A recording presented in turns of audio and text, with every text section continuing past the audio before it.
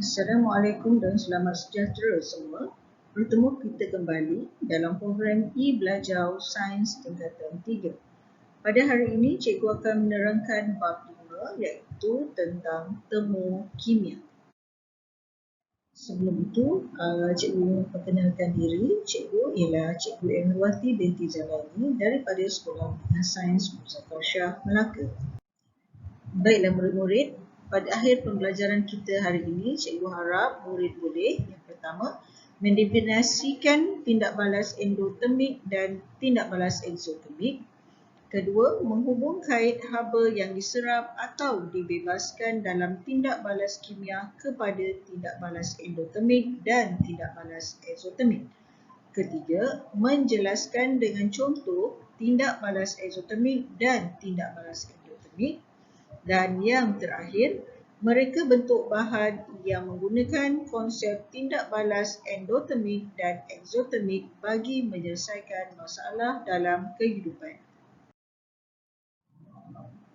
Baiklah murid-murid, kita akan membincangkan subtopik yang pertama iaitu 5.1 tindak balas endotermik dan eksotermik. Baiklah murid-murid, sila lihat rajah yang disertakan di sini. Bolehkah murid-murid menjawab soalan-soalan berikut? Pertama, apakah proses yang terlibat berdasarkan rajah di sebelah? Yang kedua, bagaimanakah proses tersebut berlaku? Dan yang ketiga, adakah proses tersebut melibatkan perubahan haba? Baiklah, sebagai pengenalan, setiap tindak balas kimia disertai dengan perubahan bentuk tenaga. Semasa tindak balas kimia berlaku, tenaga kimia yang tersimpan dalam bahan tindak balas lazimnya ditukarkan kepada tenaga haba yang dibebaskan ke persekitaran.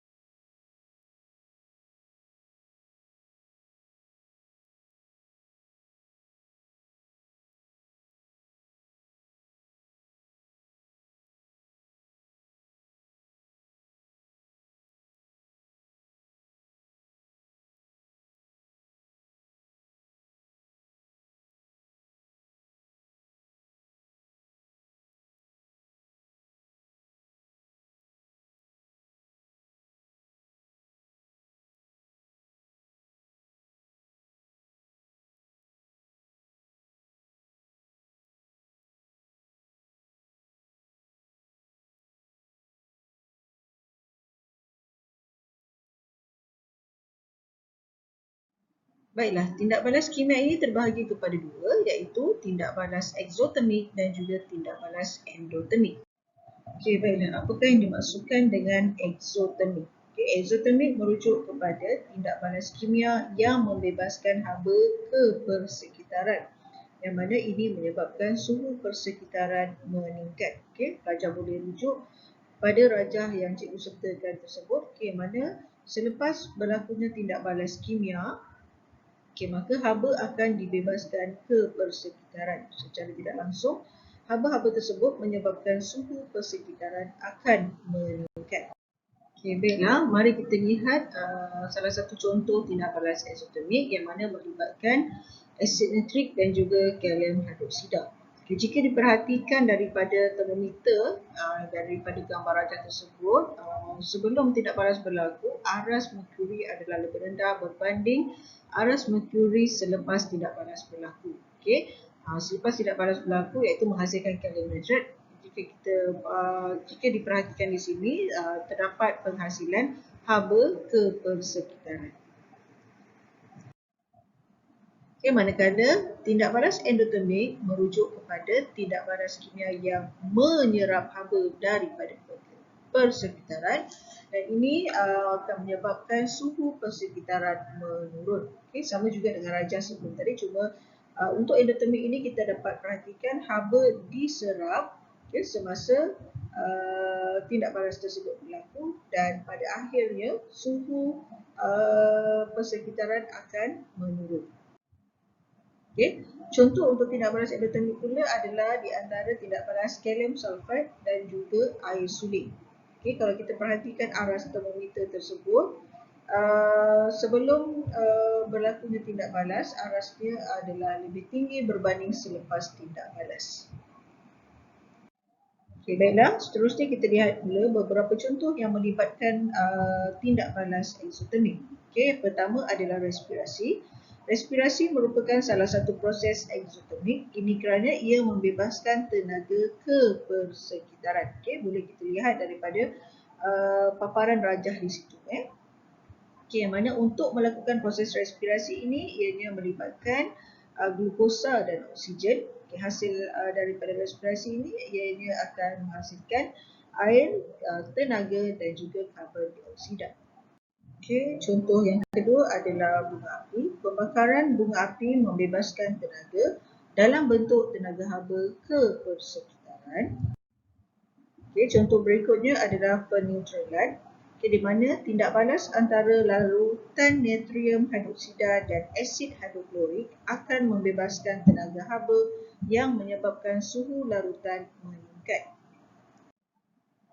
Okay, berikut cikgu akan terangkan pula tentang proses yang melibatkan tindak balas endotermik. Okay, contohnya adalah fotosintesis.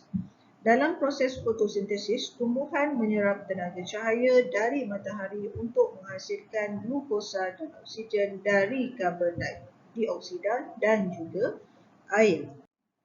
Okay, contoh kedua tentang endotermik adalah membakar kek. Kaedah membakar kek melibatkan penggunaan haba. Kaedah ini menggunakan tindak balas endotermik di mana kek dimasak melalui penyerapan tenaga haba dari persekitaran, iaitu daripada persekitaran ketimah tersebut. Dan contoh ketiga iaitu yang melibatkan tindak balas endotermik ini adalah elektrolisis. Semasa proses elektrolisis berlaku, air menyerap haba untuk memecahkan molekul air menjadi molekul gas hidrogen dan juga gas oksigen. Okay, baiklah murid-murid, seterusnya kita lihat pula kepada aplikasi tindak balas endotermik dan eksotermik dalam kehidupan. Okay, contoh yang pertama iaitu pek panas. Okay, pek panas ini melibatkan tindak balas kimia iaitu tindak balas eksotermik. Okay, bagaimana pek panas ini berfungsi? Apabila pek ini dipijit, membran nipis akan terkoyak. Pepejal kalsium klorida kuntang larut di dalam air lalu membebaskan haba yang memberikan kesan panas. Kandungan dalam pek panas ini adalah pepejal garam iaitu kalsium klorida kuntang dan juga selain daripada pepejal garam, okay, dia ada juga air. Okay, oleh yang demikian apabila pek ini dipijit, kalsium klorida ini boleh larut dalam air dan menghasilkan haba. Okay, menghasilkan haba. Okay, biasanya kegunaan untuk pek panas ini adalah untuk menghangatkan tangan dan kaki ketika musim sejuk. Ini biasanya digunakan oleh orang-orang ataupun individu-individu yang tinggal di luar negara lah. Okay, yang mana negara mereka mengalami 4 musim. Okay, bila musim sejuk mereka biasanya akan menggunakan pek panas ni. Kerana pek panas ni sangat membantu untuk menghangatkan tangan dan juga kaki mereka. Yang kedua adalah melegakan kekejangan otot. Yang ini biasanya digunakan oleh atlet-atlet lah. Okay, bila mereka mengalami kekejangan otot, okay, mereka akan gunakan pek panas ini untuk mengurangkan kekejangan tersebut dan seterusnya melegakanlah kekejangan tersebut. Alright, seterusnya adalah pek sejuk. Tadi kita ada pek panas, sekarang kita ada pek sejuk pula. So dalam pek sejuk ni pun dia ada garam. Okay, contoh garam adalah ammonium nitrate dan juga air. Okay, sama je macam pek panas tadi. Okay, so bagaimana ia berfungsi apabila pek ini dipijit, membran nipis akan terkoyak, pepejal nitrat ammonium nitrate larut di dalam air lalu menyerap haba dan memberikan kesan sejuk. So, kegunaan bagi pek sejuk ini pula adalah yang pertama menurunkan suhu badan ketika demam dan yang kedua merawat kecederaan seperti bengkak. Okay, kalau kita rujuk kepada kegunaan yang pertama ni menurunkan suhu badan ketika demam ni, okay, pek ini biasa kita tengok ataupun kita lihat pada kalau ada cold fever tu so lebih kurang samalah kegunaan dia begitulah. Cuma dalam cold fever tu kita terus tampal, kita tak perlu picit. Tapi untuk pack sejuk ni kita perlu picit kerana dia ada bahan kimia. Bahan kimia itu hanya boleh haba hanya boleh diserap apabila garam tersebut larut di dalam air. Dan contoh yang terakhir adalah glow stick. Glow stick ni melibatkan tindak balas exothermic yang mana menghasilkan haba. Alright. Apabila kayu cahaya ini dibengkokkan, tiup kaca di bahagian dalam akan pecah dan menyebabkan dua bahan kimia di dalamnya akan bercampur dan mengeluarkan cahaya yang terang. So, kegunaan glow stick ni biasanya digunakan ataupun lampu untuk aktiviti perkhemahan dan menyelam. Digunakan juga sebagai lampu perhiasan dan juga lampu kecemasan. So murid-murid, sebenarnya kita dah habis membincangkan tentang temu kimia ini. So sebagai rumusannya, mari kita lihat semula apakah itu keseluruhan dalam bahagian temu kimia ini. Temu kimia ialah kajian tentang perubahan haba semasa tindak balas kimia berlaku dengan haba dibebaskan ke persekitaran atau haba diserap dari persekitaran. Bagi haba dibebaskan ke persekitaran dalam tindak balas exothermic seperti dalam proses pembakaran kertas, letupan bom, respirasi peneutralan asid dengan alkali. Yang mana semua proses-proses tersebut menyebabkan suhu meningkat dalam hasil tindak balas. Seterusnya kita lihat haba yang diserap dari persekitaran pula dalam tindak balas endotermik seperti contoh bagi proses fotosintesis, membuat kek, mengekstrakkan besi daripada biji besi, melarutkan garam amonium dalam air, yang mana proses-proses ini menyebabkan suhu menurun dalam hasil tindak balas. Baiklah, sebelum kita mengakhiri program kita, cikgu ingin uji minda murid-murid sekalian berkaitan dengan tajuk temu kimia ini. Alright. Soalan pertama, tandakan tik pada jenis tindak balas kimia yang betul bagi proses di bawah. Cikgu ada beri beberapa contoh proses. Proses yang pertama adalah pengaratan besi.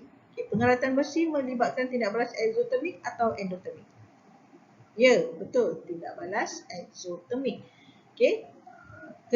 Proses kedua adalah membuat biskut. Kalau proses kedua ni sama saja dengan membuat kek tadi yang kita dah bincang. So, ianya adalah tindak balas endothermic yang mana haba perlu diserap dari persekitaran untuk menghasilkan biskut tersebut. Proses yang ketiga adalah melibatkan pembekuan air. Pembekuan air ini merupakan satu contoh tindak balas exothermic. Bagaimana air itu boleh membeku menjadi ais. So kita boleh tahu air ataupun haba yang ada semasa proses itu berlaku akan dibebaskan. Barulah air itu boleh membeku. Dan proses seterusnya adalah letupan mercun. Letupan mercun merupakan juga tindak balas exothermic yang mana haba dibebaskan. Dan yang terakhir adalah penjatan air. Penjatan air melibatkan proses endothermic. Right? Soalan berikutnya. Soalan kedua. Bina satu peta IT yang sesuai bagi menerangkan persamaan dan perbezaan di antara tindak balas exothermic dan tindak balas endothermic. Baiklah, merujuk kepada soalan kedua tadi. Peta IT yang sesuai adalah peta buih berganda. Alright. So, melalui peta buih berganda ini dapat kita menerangkan tentang persamaan dan perbezaan di antara tindak balas exothermic dan tindak balas endothermic. Alright, kita lihat dulu apakah persamaan antara kedua-dua tindak balas ini. Melibatkan perubahan suhu seperti mana yang telah cikgu terangkan dalam tajuk ni di awal-awal program ini. Yang mana exothermic dan endothermic tindak balas kimia mesti melibatkan perubahan suhu. Alright, so perbezaannya pula exothermic haba dibebaskan, endothermic haba diserap. Alright, so exothermic menyebabkan suhu meningkat, manakala endotermik menyebabkan suhu menurun. Dan contoh yang kita boleh beri untuk exothermic respirasi dan juga endotermik boleh contohnya adalah fotosintesis.